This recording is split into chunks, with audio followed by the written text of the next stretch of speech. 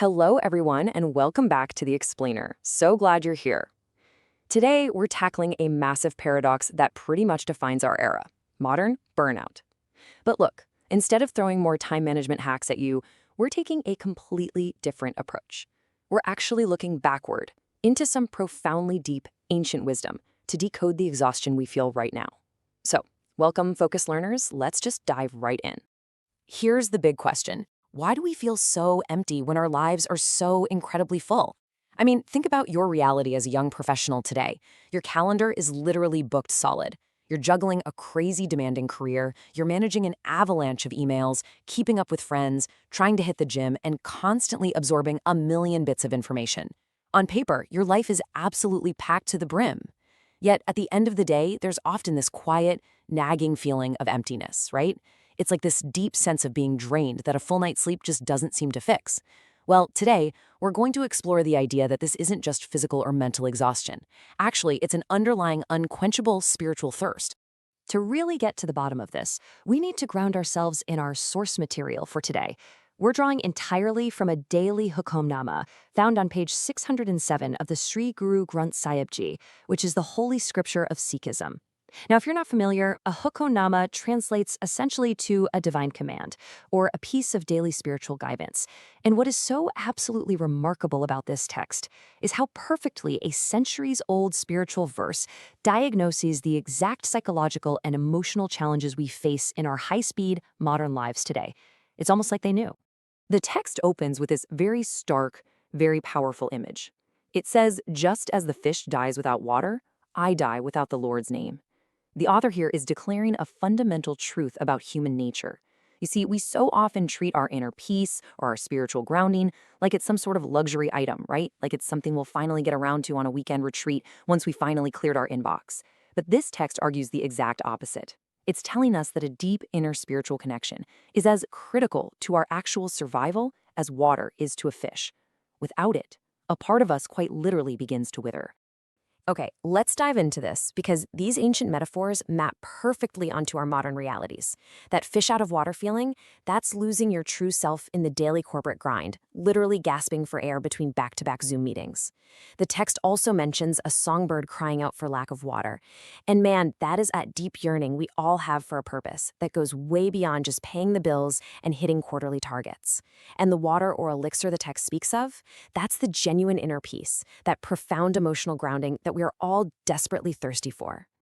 Moving on to section 1, wandering in 10 directions, the scattered mind. So the text introduces a highly specific concept to describe this overwhelmed state, the manmukh. A manmukh is someone who is self-willed and completely ego-driven. It's a state of being totally disconnected from your spiritual center. In modern terms, the manmukh is basically that validation-seeking mindset we all slip into. You know the voice, right? The one that says, if I just get this promotion, or if I just make this amount of money, or get enough recognition, then I'll finally feel secure. It's living entirely from the ego rather than from a grounded inner truth. And the text vividly describes the experience of the manmukh like this: hungry, wandering around in the 10 directions. Without the name, they suffer in pain. Think about it. Have you ever had a day where your attention is pulled to your phone, and then to an urgent email, then to some financial anxiety, and then over to a social obligation? You are literally wandering in 10 different directions at once. You're hungry for peace, but because your mind is just scattered everywhere, you just end up suffering from immense stress and pain. What the text is actually doing here is outlining a psychological cycle. Let's trace it out step by step. Step 1. You're driven by this endless hunger and desire, that constant feeling of not enough. Step 2. To satisfy that hunger, you wander frantically in all 10 directions. You overcommit, you overwork, and you totally scatter your energy. Step 3. This leads to suffering and pain. The text even mentions being born only to die and enter reincarnation again. In a practical day-to-day sense, this is the repetitive cycle of modern striving. Waking up anxious, running a million miles an hour, crashing, and then waking up to do the exact same thing the next day. It's the absolute recipe for severe emotional burnout. But thankfully, the source text doesn't just leave us stranded in all that anxiety. There is a way out of the endless wandering. Which brings us to section 2, rejuvenated and blossoming, the spiritual solution. In direct contrast to that scattered, ego-driven manmukh, the text introduces the gurmukh. Now, the Gurmukh represents the spiritually centered state. This is someone who is deeply aligned with divine guidance, with their own inner truth, and with profound inner peace. If the Manmukh is a leaf being blown frantically all over the place by the wind, the Gurmukh is a tree, with its roots driven deep into the earth.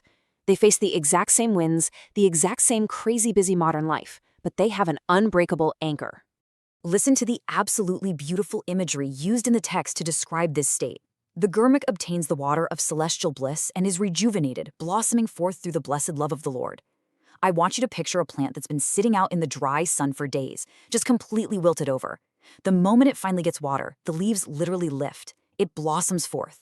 And that is exactly what happens to our minds and our bodies when we finally stop chasing external validation and align with our inner spiritual truth. We don't just survive our busy lives, we are actively rejuvenated. So let's see how this builds into a very clear choice. These are the two paths laid out in the Hukamnama. On side A, we have the Manmukh, hungry, wandering in 10 directions, and suffering. On side B, the Gurmukh, rejuvenated, blossoming, and experiencing celestial bliss. I really want you to honestly reflect for a second. Which side describes your current week? Are you running in 10 directions, or do you have moments where you feel anchored and blossoming? And look, the goal here isn't to feel guilty if you're stuck on side A. It's just to recognize it so you can begin walking towards side B. Which of course brings us to the most practical question. How do we actually do that? How do we stop wandering and find this water of celestial bliss? Let's look at section 3, finding your deepest nucleus, the source of peace. Now, what's really interesting about this slide is that this quote holds the master key to the entire text. It says that it is deep within the nucleus of his own self, he finds the sublime essence of the Lord's elixir. You see, the great illusion of the modern hustle is that the peace we are looking for is somehow out there.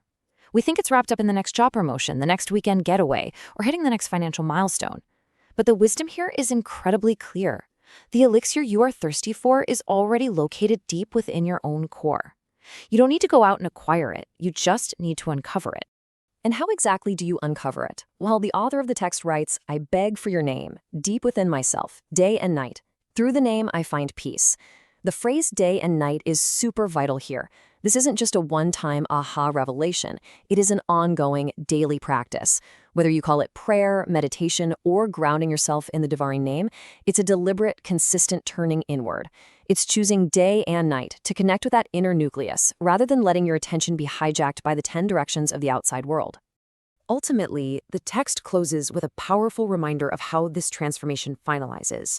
It states that through grace and mercy, desires are finally quenched. Because here's the honest truth, you cannot hustle your way to inner peace. You can't just put spiritual awakening on your to-do list and force it to happen by 3 p.m. You have to put in the daily practice of turning inward, yes, absolutely, but then you have to let go. You have to stop the frantic doing and just be open to receiving peace as a gift of grace. When you do that, the burning thirst of your ego is finally extinguished. As we wrap up today's explainer, I want to leave you with this one defining question to think about. Where are you looking for your water? When you feel that deep, exhausted emptiness after a long week of work, what are you turning to? Are you wandering in 10 different directions looking for a quick external fix that's just going to leave you thirsty again? Or are you willing to do the quieter, deeper work of looking within the nucleus of your own self? The ancient wisdom we explored today tells us the water's already there, just waiting for you. Thank you so much for joining me today, Focused Learners. Keep exploring, keep questioning, and I will catch you on the next explainer.